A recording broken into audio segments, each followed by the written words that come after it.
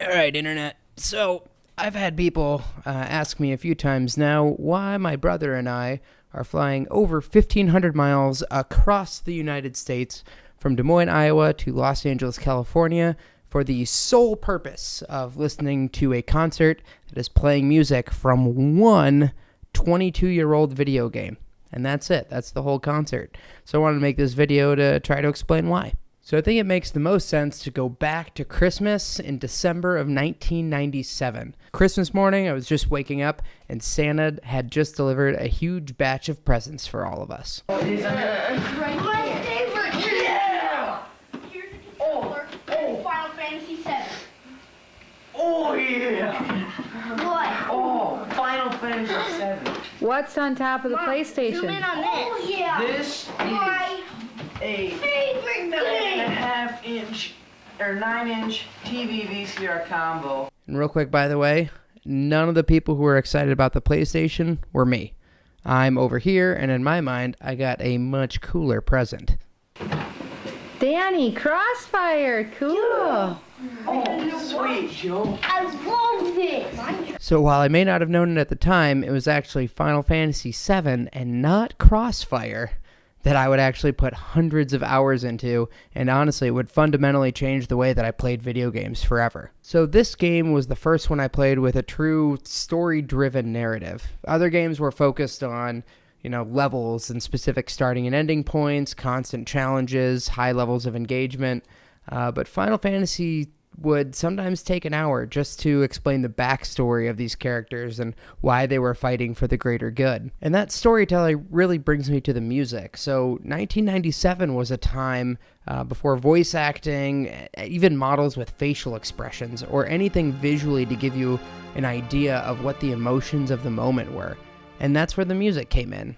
Final Fantasy VII alone had 85 unique tracks that it played throughout the whole course of the game. It was more like a musical score than a soundtrack because you had these recurring themes rather than, like certain levels just playing one thing over and over. And they were all designed to kind of push the narrative forward and make you feel a certain emotion. You basically just had text boxes in the music, so the music was the main driver of the emotion. So there are really basic examples of this. So you just had like regular battle music.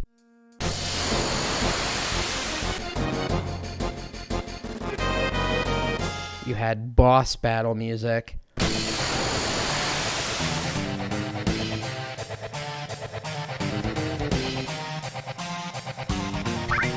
And then on occasion, you'd have some super rare thing where you'd have like this one-of-a-kind track, and that's when you knew shit was going down.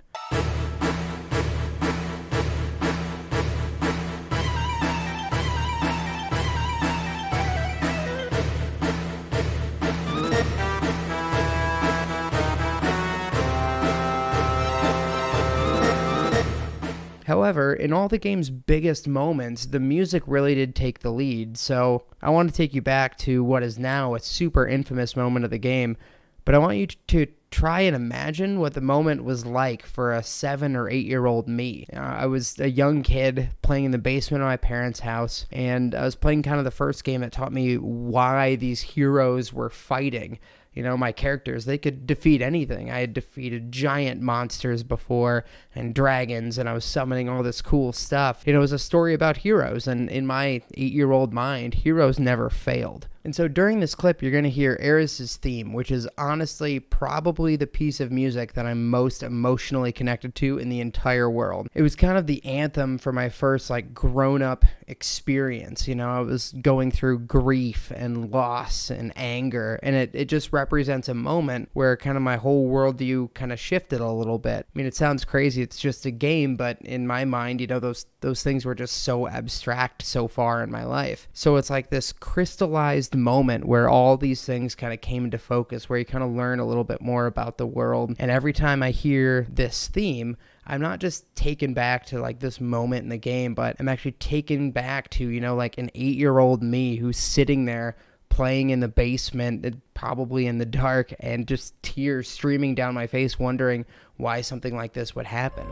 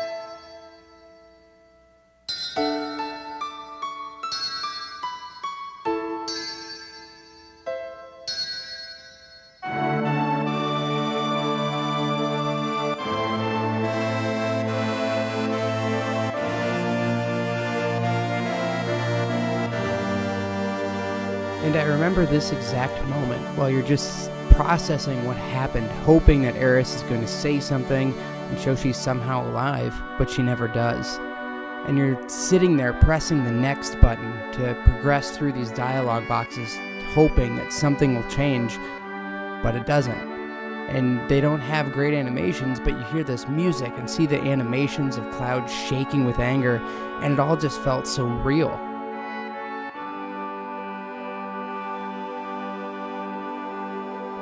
For the final part of this scene, I actually want to bring in the orchestral version of the song, just so you can really hear how gorgeous this music is.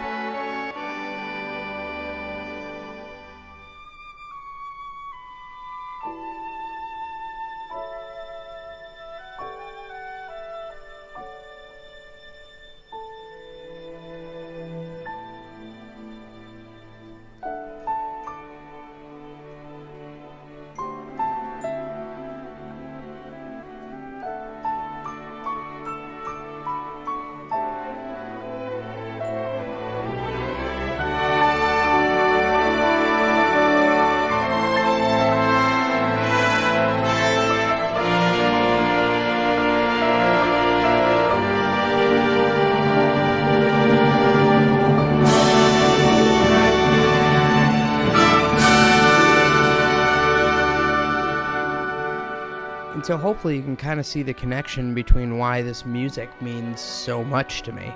You know, the music on the PlayStation wasn't really great. It was kind of grainy and it had kind of like that old school kind of beepy sound. But now hearing it as an orchestra, it's kind of like everyone makes those jokes about, you know, how we imagined games and how they looked at the time. That's how I feel about the music. It's like hearing this come to life by these professional musicians. It kind of matches up my current adult life with my 8-year-old self in a way. The way that I imagined it is now how it's being played. So, yeah, I'm flying across the country for the sole purpose of hearing music from my childhood. I know it sounds crazy, but hopefully it kind of makes sense now. Well, anyway, if you like the video, like, comment. I'm just kidding. I don't care. You don't have to write anything. I'm not a YouTuber.